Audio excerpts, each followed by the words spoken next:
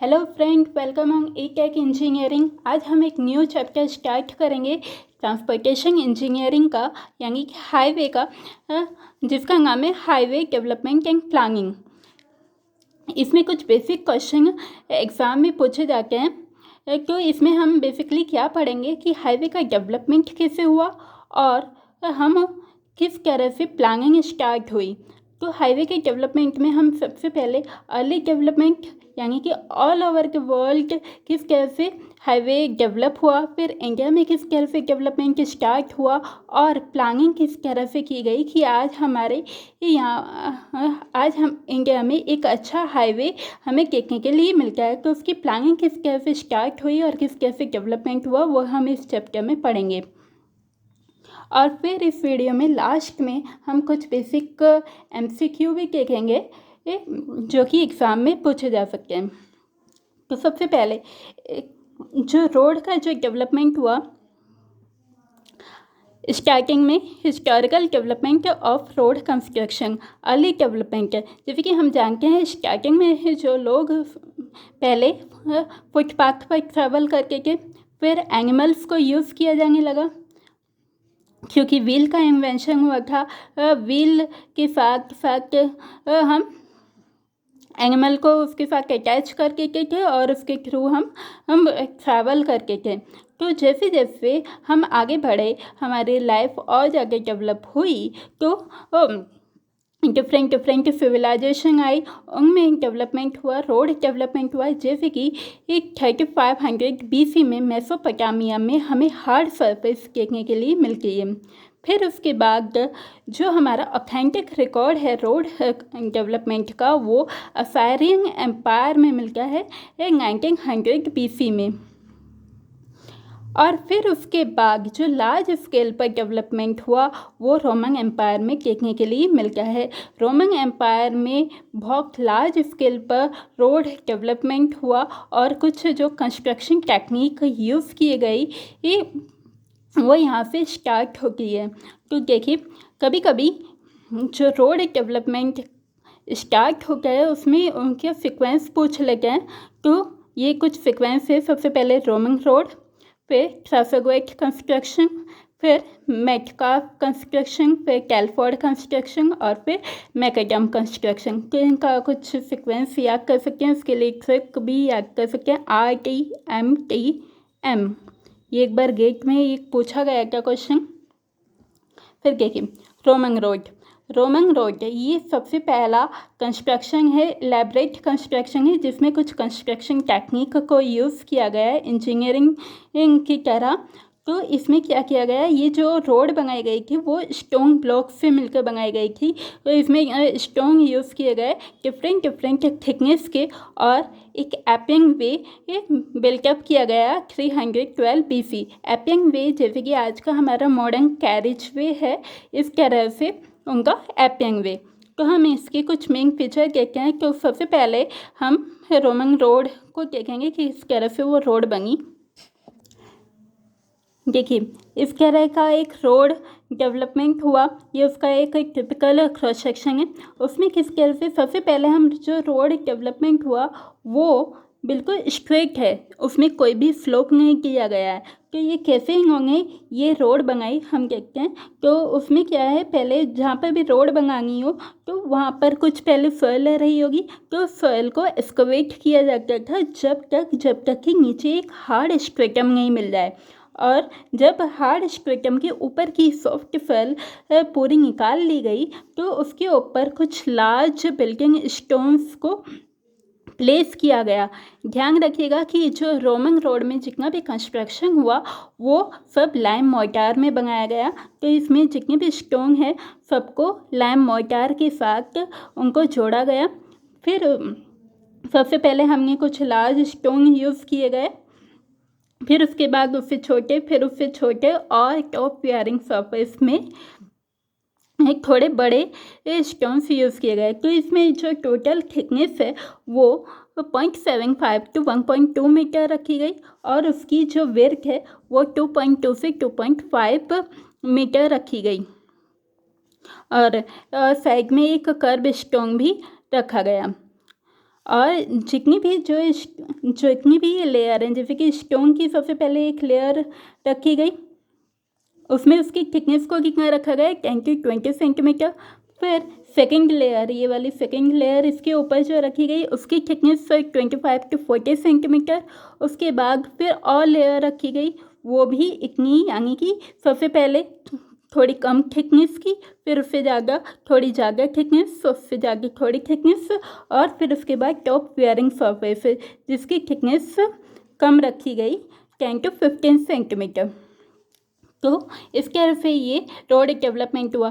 तो जो भी ये रोड डेवलपमेंट हम कहते हैं, तो जैसे कि एनिमल ट्रैफिक चल करके, यानी कि एनिमल के थ्रू लोग ट्रैवल करके थे, तो ये उसके लिए तो एक बेटर है, क्योंकि उसके लिए एक हार्ड सरफेस मिल पा रही है। लेकिन इस तरह से हम इतनी ज़्यादा थिकनेस का एक कंस्ट्रक्शन करेंगे, इसमें कॉस्ट बहुत ज़्यादा आ रही थी, तो इकोनॉमिकली ये फिजिबल नहीं था हमारे मॉडर्न रोड डेवलपमेंट के लिए। फिर उसके बाद ट्रैफिक लाइट कंस्ट्रक्शन आया। ट्रैफिक लाइट कंस्ट्रक्शन के बाद पहले क्या हुआ था, रोमन एम्पायर का जब फॉल हो गया था, उसके बाद तो बहुत सालों तक रोड कंस्ट्रक्शन की कोई न्यू टेक्निक नहीं आई थी। तो फिर काफ़ी लेट बाद 18th सेंचुरी के बाद ही ये रोड डेवलपमेंट हुआ, जिसमें एक इंजीनियर थे, पियरे ट्रेसेगोइट। तो पियरे ट्रेसेगोइट की जो थिकनेस, जो इनका जो कंस्ट्रक्शन टेक्निक है, वो एक न्यू टेक्निक लेके आए। देखो, उनका जो टिपिकल क्रॉस सेक्शन है वो कुछ इस तरह का है। इन्होंने भी क्या किया था कि सबसे पहले लार्ज बिल्डिंग स्टोन रखे, उसके ऊपर उससे कम थिकनेस वाले, और उससे कम थिकनेस वाले, और फिर वेयरिंग लेयर। तो जो भी इनके में डेवलपमेंट में क्या चेंजेस है, सबसे पहले चेंज है थिकनेस का। जो पहले 1.2 मीटर तक की थिकनेस की, वो इनके में बहुत ज़्यादा रिड्यूस होकर 30 सेंटीमीटर हो जाती है। और इनका जो वेयरिंग सरफेस है, उसको भी एक स्लोप इन्होंने प्रोवाइड किया, विच इज़ 1/45। और जो ये लेयर है, जैसे कि पहले में 10 to 12 सेंटीमीटर थी, इन्होंने ये वेयरिंग सरफेस भी कम थिकनेस की बनाई, 5 सेंटीमीटर थिकनेस।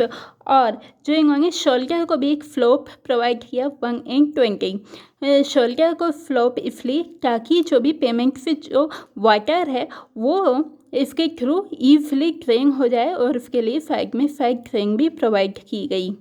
तो ये पहले के कंपेयर में बहुत ज़्यादा अच्छा था। फिर उसके बाद एक न्यू कंस्ट्रक्शन आया, मेटकाफ कंस्ट्रक्शन।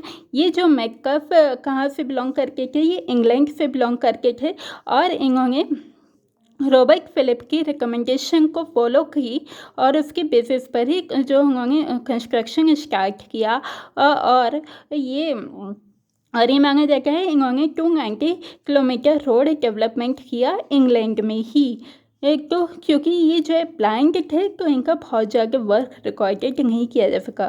फिर नेक्स्ट टेलफोर्ड कंस्ट्रक्शन, ये कहाँ से बिलोंग करके थे, ये लंदन से बिलोंग करके थे, वो इंग्लैंड से और ये लंदन से बिलोंग करके थे। और इनका जो टिपिकल क्रॉस सेक्शन है वो हम देखेंगे। देखिए, ये है उसका typical cross section Telford construction का, जो कि 1803 AD से बिलोंग करके है। तो इनके कंस्ट्रक्शन की जो कैरेक्टरिस्टिक्स हैं वो क्या है, सबसे पहले ये सबसे नीचे वाला का हार्ड स्ट्रेटम हो गया, और उसके ऊपर इन्होंने लार्ज बिल्डिंग स्टोन को यूज़ किया गया है, जिसकी जो थिकनेस है वो 17 to 20 है, ये सेंटीमीटर तक वेरी करती है। ये सबसे जो कर्व के पास वाला जो स्टोन है, उसकी थिकनेस 70 सेंटीमीटर 17, और जो सेंटर में जो उनकी थिकनेस है वो 22 सेंटीमीटर। जो इनकी जो पेमेंट बनाएगा उसकी विड्थ बहुत ज़्यादा थी, जो पहले हम देखते हैं उसमें 2.25 to 2.5 मीटर तक उसकी विड्थ थी, लेकिन इन्होंने जो विड्थ थी वो है 9 मीटर। 9 मीटर यानी कि बहुत ज़्यादा वाइड इन्होंने पेमेंट डेवलप की है, और उसकी जो थिकनेस 17 सेंटीमीटर, और सेंटर में कितनी है 22 सेंटीमीटर। फिर उसके बाद कुछ स्मॉलर साइज के स्टोन यूज़ किए गए, फिर उसके ऊपर कुछ और स्मॉलर, और फिर वेयरिंग सरफेस प्रोवाइड की गई। वेयरिंग सरफेस में इन्होंने ग्रेवल यूज़ की गई स्मॉल साइज के, और पूरा जो कंस्ट्रक्शन यहाँ पर भी ये लाइम स्टोन के साथ ही लाइम मोर्टार में बनाया गया। और इन्होंने क्या किया, जो भी ये कंस्ट्रक्शन है, पहली बात तो इसका ये जो कंस्ट्रक्शन इन्होंने इस तरह से बनाया गया वो इसलिए ताकि जो पेमेंट का वाटर है वो इस तरह से स्लोप एरिया के थ्रू ऑटोमेटिकली ड्रेन आउट हो सके। और फिर इन्होंने क्या किया, जो भी जैसे ये रोड है और रोड में बीच बीच में ये क्रॉस ड्रेनेज भी बनाए जिससे कि वहाँ पर ये ईजिली वाटर ड्रेन हो सके। और ये जो ड्रेनेज बनाए थे इन्होंने ये सब ग्रेड में बनाए थे जिससे कि पेमेंट के से जो भी वाटर नीचे परकोलेट होता है वो नीचे ड्रेन आउट हो सके। इससे क्या फ़ायदा होता है, जो भी ये जो सबग्रेड सॉइल का सेटलमेंट वो रिड्यूस हो जाता है। फिर नेक्स्ट क्या है, मैकेडम। मैकेडम कंस्ट्रक्शन को एक बिल्कुल न्यू कंस्ट्रक्शन माना जाता है क्योंकि ये पुराने से बहुत ज़्यादा डिफरेंट था, एक डिफरेंट टेक्निक यूज़ की थी। तो इनका जो कंस्ट्रक्शन है वो कुछ इस तरह से है कि इसमें देखने में ये लग रहा है कि इन्होंने क्या किया, जो भी टॉप सरफेस और बॉटम सरफेस दोनों का ही स्लोप प्रोवाइड किया गया। जो अब तक हम पहले देख रहे थे उसमें ऊपर टॉप पर था नीचे नहीं था, लेकिन इन्होंने उसको भी किया स्लोप को भी किया। और इनका जो स्लोप है 1/36 है। जो पहले हमने स्लोप पढ़ा था वो कितना था, 1/45 था ट्रेफेगोइट में। और ये 1/36 नीचे भी इतना ही है। और सब ग्रेड को भी इन्होंने एक स्लोप प्रोवाइड किया। और जो इनकी थिकनेस है वो और भी ज़्यादा रिड्यूस हो जाती है, ये हो जाती है 25 सेंटीमीटर। तो औरों की कंपैरिजन में ये वाला बहुत ज़्यादा है इकोनॉमिकल भी था और अच्छा भी था। तो ये दोनों के बीच में कुछ डिफरेंस है मैकेडम और कैलफोर्ड के बीच में। इन्होंने जो भी सबग्रेड का जो स्लोप था वो 1/36 था सबग्रेड में। और इन्होंने सबग्रेड के सॉइल पर सबग्रेड के ड्रेनेज के लिए कोई भी स्लोप नहीं किया था। फिर सेकंड पॉइंट है कि जो इन्होंने स्टोन्स यूज़ किए गए थे वो 5 सेंटीमीटर से कम थे। और उसकी जो 5 सेंटीमीटर से कम स्टोन की एक लेयर बनाई गई जो कि 10 सेंटीमीटर थिक थी। लेकिन जो इनका कंस्ट्रक्शन है उन्होंने क्या किया, इन्होंने 17 सेंटीमीटर यानी कि इससे काफ़ी ज़्यादा बड़े 17 से 22, जो 22 था वो सेंटर में और 17 एज पर इतना उन्होंने फाउंडेशन स्टोन का यूज़ किया। और उसके बाद फिर जैसे कि उन्होंने जो टॉप सरफेस है बेस स्लोप है इसमें स्मॉलर साइज के ही स्टोन यूज़ किए गए। और जो टॉप सरफेस को क्रॉस स्लोप प्रोवाइड किया वो है 1/36। और इन्होंने क्या किया, इन्होंने जो क्रॉस स्लोप प्रोवाइड किया वो 1/45 सेंटीमीटर है। टोटल थिकनेस जो इनके में है वो 25 सेंटीमीटर है। और इनके में वेरिंग थिकनेस है क्योंकि इन्होंने वेरिंग थिकनेस के स्टोन यूज़ किए गए थे। तो ये 35 सेंटीमीटर एट एज और 41 सेंटीमीटर एट सेंटर। उसके बाद डेवलपमेंट, फर्दर डेवलपमेंट कौन कौन से हुए, जैसे कि WBM है। WBM के बाद और जाके इकोनॉमिकल बनाने के लिए क्योंकि और जाके की ज़रूरत क्यों पड़ी, क्योंकि इसमें ब्रोकन स्टोन का यूज़ किया जाता था। और जो भी उनके बीच में स्टोन डस्ट यूज़ की गई थी।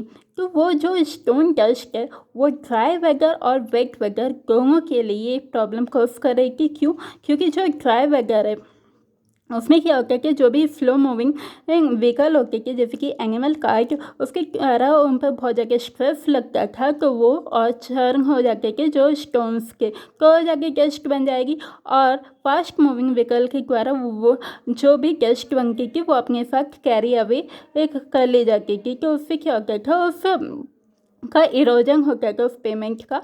और वेट वेदर में क्या प्रॉब्लम थी, जैसे कि वो डस्ट बन रही है वो वाटर के साथ जब मिक्स हो जाएगी तो उसकी एक मड बन जाएगी। मड बनने से क्या हो जाएगा, वो जगह सरफेस बहुत ज़्यादा स्लिपरी हो जाएगी। तो अब हमें क्या चाहिए था कि हम इस तरह जो भी हमारा पेमेंट है उसका इरोजन नहीं हो जाए, ड्राई में भी और वेट वेदर में दोनों में वो सेफ रहे। तो उसके लिए फिर बिटुमेन यूज़ किया जाने लगा, सीमेंट कंक्रीट यूज़ किया जाने लगा।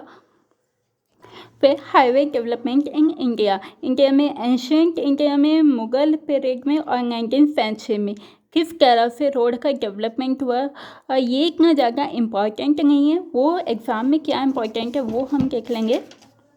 देखिए ये इम्पॉर्टेंट है। 1865 में लॉर्ड डलहौजी के अंडर में, जो कि जब गवर्नर जनरल थे, तो उसके अंडर में एक पब्लिक वर्क डिपार्टमेंट बना, जो कि आज भी एग्जिस्ट करता है। और पब्लिक वर्क डिपार्टमेंट जो रोड डेवलपमेंट के बड़े बड़े प्रोजेक्ट को हैंडल करता था, तो उसके लिए एक डिपार्टमेंट बनाया गया। अब फिर कहते हैं जयाकर कमेटी एंड रिकमेंडेशन। देखिए जब फर्स्ट वर्ल्ड वार हुआ तो मोटर व्हीकल का भी यूज़ किया जाने लगा और जाके इंक्रीज हो गया। और बुलेट कार तो पहले से यूज़ किए जाते थे, लेकिन मोटर व्हीकल के नंबर्स और जाके इंक्रीज हो गए और उनको मूव करने के लिए एक बेटर रोड नेटवर्क चाहिए जिस पर वो स्मूथली और स्पीडली मूव कर सके। तो उसके लिए एक जयाकर कमेटी को बनाया गया, जिसके चेयरमैन थे M.R. जयाकर, और उस कमेटी का नाम था इंडियन रोड डेवलपमेंट कमेटी, जो कि 1927 में बनाई गई थी। उन्होंने अपनी रिपोर्ट 1928 में सबमिट की। उनकी कुछ रिकमेंडेशन इस तरह से, देखिए सबसे पहले उनकी रिकमेंडेशन रोड डेवलपमेंट, इंडिया में जो भी कंट्री में रोड डेवलपमेंट है वो एक नेशनल इंटरेस्ट बनाया जाने लगा, कंसिडर किया जाना चाहिए। क्योंकि ये जो रोड डेवलपमेंट के लिए बहुत ज़्यादा कॉस्ट हो जाती है और इतना उनके पास फंड नहीं होता, जो भी स्टेट गवर्नमेंट और लोकल बॉडी होती है। और दूसरी बात, जो भी रोड डेवलपमेंट है वो मेजर लेवल पर जो उसकी कैरेक्टरिस्टिक्स है, वेयर के थिकनेस, लेंथ, सबकी जो कैरेक्टरिस्टिक्स है वो यूनिफॉर्म रहे। तो पहला पॉइंट ये था।